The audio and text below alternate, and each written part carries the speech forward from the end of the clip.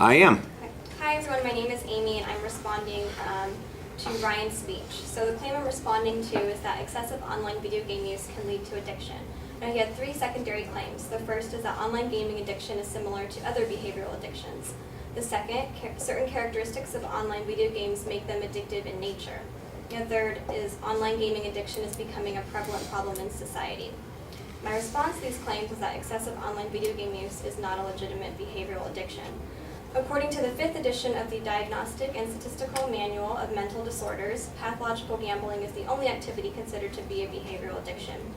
I have three responses to his secondary claims. The first, the effects of excessive online video game use are not as serious as effects of true behavioral or substance addictions.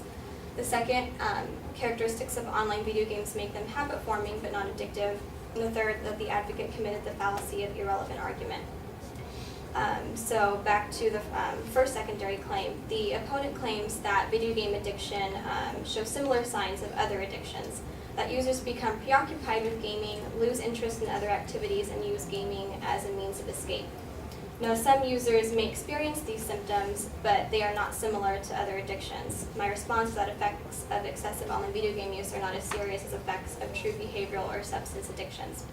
There is little risk involved in excessive online video game use, while behavioral addictions such as pathological gambling or substance addictions involve greater risk and harm to the user. Effects of gambling addiction can include money problems, unpaid debts, harassment from creditors, bankruptcy, deteriorating physical and mental health, anxiety, depression, high stress causing ulcers or bowel problems, emotional or physical abuse towards their friends and family.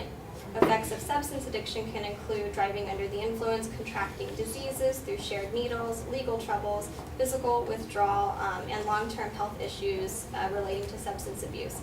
Now, on the contrary, most excessive online gamers only experience wasted time and suffer no long-term effects from their excessive gaming. Even if users do let gaming take a priority in their lives, they are still socializing with other online gamers and are not putting their health or income at risk.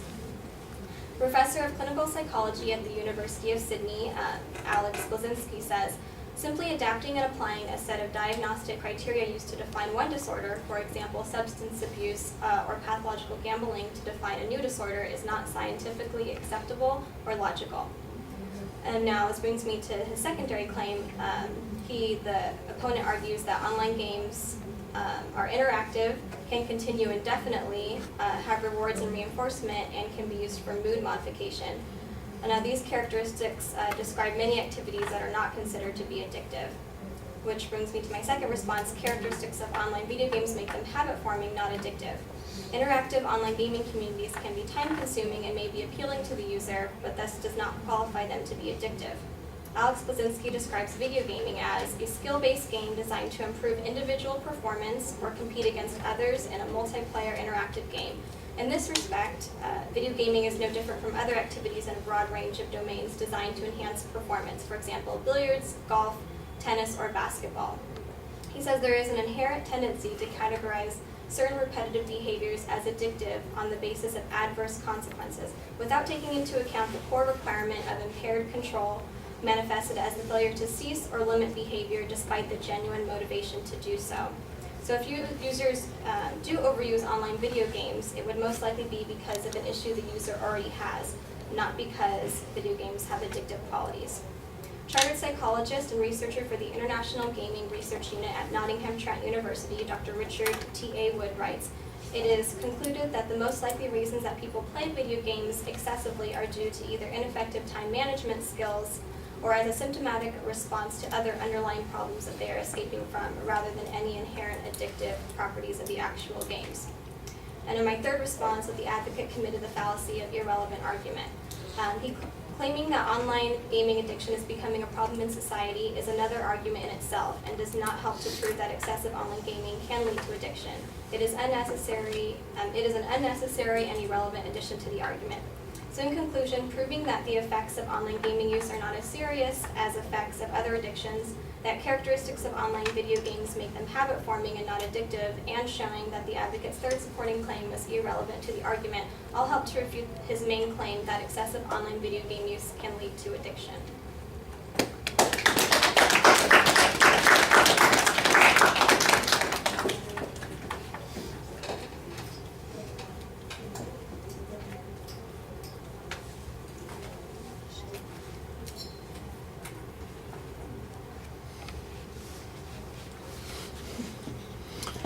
All right, Amy, kicking butt and taking names.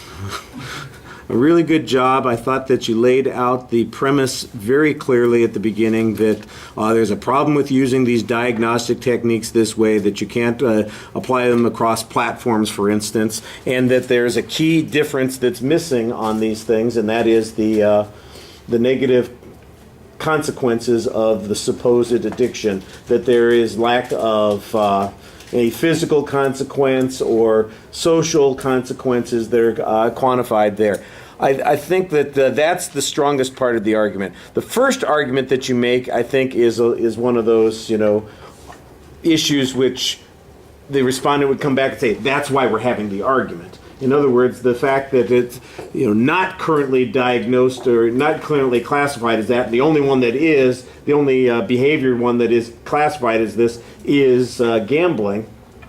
Well, that's why we're having an argument, because we're saying this should fit this particular category. So I don't think that helps much in countering the argument, but it does help clarify what the issue is that you're talking about. I think that would be a stronger way to present that one. But the stuff on, that it doesn't have the same negative characteristics, that's really good information. I thought the quotes that you had from Lisinski were really effective at demonstrating that they're not comparable here, that you can't just cross-apply a definition here and say, well, because this has similar characteristics that it fits, because it's missing these key components. I thought that part was really very clear. I do think that you could use a little bit of data that talks about the negative consequences. The drug thing, I think everybody will go with that one and understand what those negative consequences were without a big quote on it. The gambling one, it's kind of speculative, and again, I think it's probably something the audience is inclined to accept, but if there's any data that talked about, for instance, families breaking up or people going into bankruptcy or that sort of thing, that would make that argument so much better. And then you could say, and has anything like that ever happened because somebody is addicted to online gaming? There might have been a fight in the house, but it certainly doesn't count as the negative consequences that we're dealing with here. On the second point, the characteristics, habit not being the equivalent to addiction, I thought that you had very good information on this also. The control issues explained pretty effectively. So on the first 2 points, really solid. The third point, you're making this argument about it not being a relevant issue.